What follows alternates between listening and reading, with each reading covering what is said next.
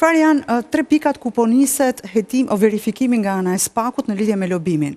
Që është diçka që e vendos vërtet, ose mund ta pranojmë që teorikisht e vendos në vështirësi fushatën zgjedhore për Partinë Demokratike. Burimi i fondeve. Pse habi këtë përshëndimshme tani?